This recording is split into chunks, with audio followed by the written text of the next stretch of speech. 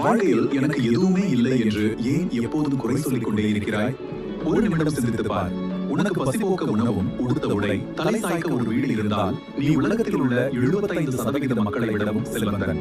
உனக்காக காத்திருக்க ஒரு குடும்பமும், பயம் இல்லாமல் நிம்மதியாக உறங்க ஒரு இடமும் இருந்தால், பணம் இருந்தும் சமாதானம் இல்லாத பெரிய கூட்டத்தை விட நீ பாக்கியசாலி. எந்த நோயும் இல்லாமல் இன்றும் ஆரோக்கியத்துடன் நீ எழுந்திருக்க முடிந்தால், இந்த வாரம் மரித்து போன லட்சக்கணக்கான மக்களை விட நீ ஆசீர்வதிக்கப்பட்டவன். எல்லாவற்றிற்கும் மேலாக நான் பேசும் இந்த காரியங்களை உன்னால் வாசிக்கவும் புரிந்து கொள்ளவும் முடிந்தால், பார்வை இல்லாத, வாசிக்க தெரியாத கோடிக்கணக்கான மக்களை விட நீ எவ்வளவு பாக்கியவான். அதனால் மகனே, இல்லாத காரியங்களை நினைத்து துக்கப்படாமல் நான் உனக்கு கொடுத்த இந்த மிகப்பெரிய ஆசீர்வாதங்களை நினைத்து சந்தோஷப்படு. என் வார்த்தையை நினைவில் கொள்.